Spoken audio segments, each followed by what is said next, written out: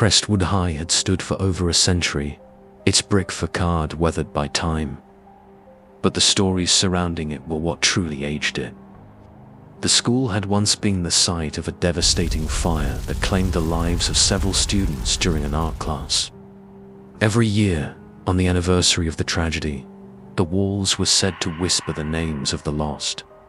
Most students avoided the school after dark, but Lily, Jake, and Mia were drawn to the mystery. On the fateful night, a storm brewed outside, lightning illuminating the sky in flashes.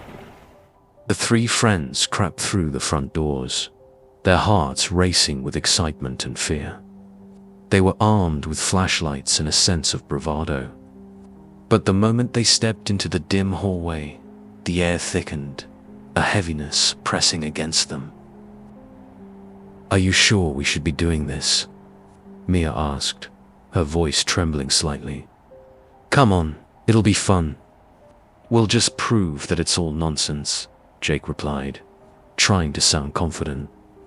As they made their way toward the old art room, they passed by the gymnasium. The sounds of faint laughter echoed, but the doors were locked. "That's creepy," Lily whispered, her skin crawling. They pushed through the heavy door to the art room, and a chill ran down their spines. The room was a graveyard of old supplies, charred brushes, burnt canvases, and an eerie silence. Suddenly, they heard a whispering sound, soft but unmistakable. "Help us! Did you hear that?" Mia gasped, her eyes wide. "Yeah, but it's just a trick of the wind," Jake insisted, though his voice wavered. Ignoring the warning, they ventured deeper into the room. The whispers intensified, swirling around them like a sinister breeze. Names began to float through the arana, Michael Sarich, one echoing with sorrow. "Let's get out of here," Lily urged. But as they turned to leave, the door slammed shut. They were trapped. Panic rose as the whispers turned to wails, filling the room with grief and despair. Shadows flickered at the edges of their vision, distorting the light until they felt suffocated by darkness. "Find the source," Jake shouted, desperation coloring his voice. They began rummaging through the remnants of the room. In a corner, they discovered an old, singed diary, its pages crumbling. As Jake opened it, a gust of wind erupted, slamming the diary shut. The whispers escalated into a cacophony of screams. "Join us! Join us!" The walls seemed to pulse, vibrating with the trapped energy of those who had died there. Suddenly, a shadow surged forward, manifesting into a figure, a girl with hollow eyes and burnt skin, her face twisted in anguish. "You can't leave. You have to help us," she shrieked, extending a hand toward them. Lily screamed, grabbing Mia's arm, and they bolted for the door. But as they reached for the handle, the walls seemed to close in, forcing them backward. One by one, the shadows latched onto them, pulling them away from the light. In a moment of sheer terror, Jake turned and shouted, "I'll get you out." He pushed them toward the door, but as he turned back, the shadow girl lunged at him, her scream piercing the air. "Stay!" Lily and Mia stumbled out the door just as the screams faded into the darkness.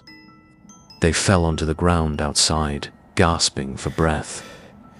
The school stood silent behind them, but they could still hear the echoes of anguish, a chilling reminder of what they had left behind.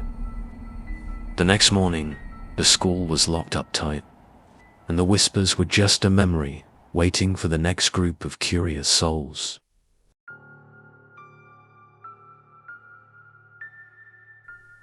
Millfield Middle School had a sinister reputation, particularly surrounding its detention room. Rumors of past students who had gone missing during after-school hours sent shivers down the spines of those who heard them. It was a place of punishment, but it also seemed to be a place of something much darker. Alex was new and cocky, unafraid of the tailies swirling around the school. After a minor infraction involving a harmless prank, he found himself sentenced to detention on a Friday afternoon.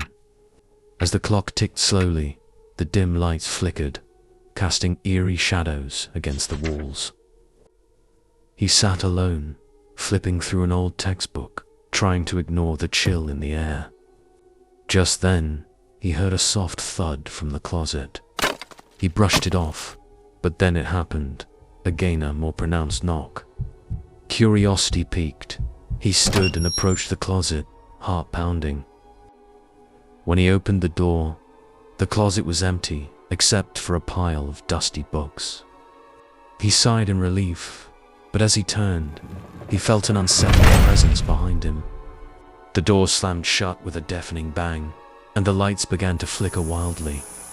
Panic surged through him. "Hello, is anyone there?" he called out, his voice trembling. No answer, just a creeping silence. Then, the whispers started soft at first, then growing louder and more urgent. "Help us! Help us!" The cries seemed to come from all around him, echoing off the walls. In a frenzy, Alex rushed to the door, rattling the handle, but it wouldn't budge. "This isn't funny," he yelled, but the whispers intensified. Shadows began to creep along the walls, twisting and writhing as if alive. "Get out while you can," a voice hissed, chilling him to the bone. He turned to see a figure materializing in the corner, a student with hollow eyes and a pale face. "You have to get out before they take you too." "Who?" Alex demanded, fear gripping him. "The ones who never left. They want you to stay."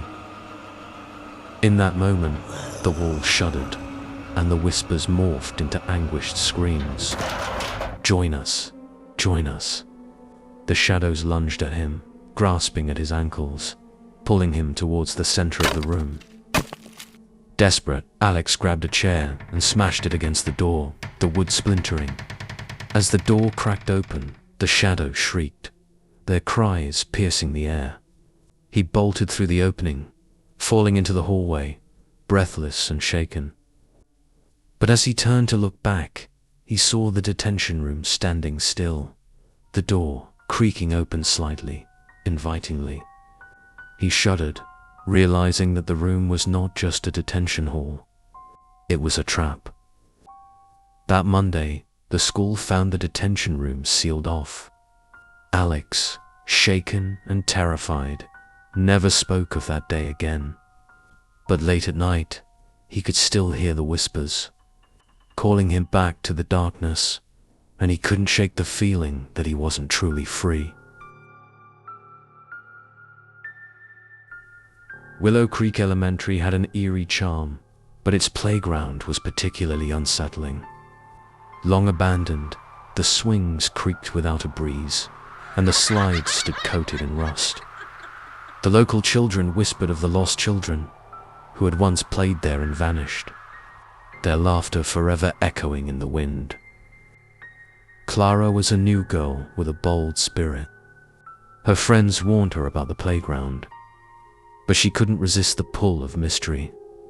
On a crisp autumn afternoon, she decided to explore, hoping to uncover the truth behind the stories. As she stepped onto the cracked pavement, a sudden chill enveloped her. The sun dipped behind clouds, and shadows danced ominously. Clara approached the swings, where she heard faint giggles, soft and inviting. "Hello," she called, but no one answered.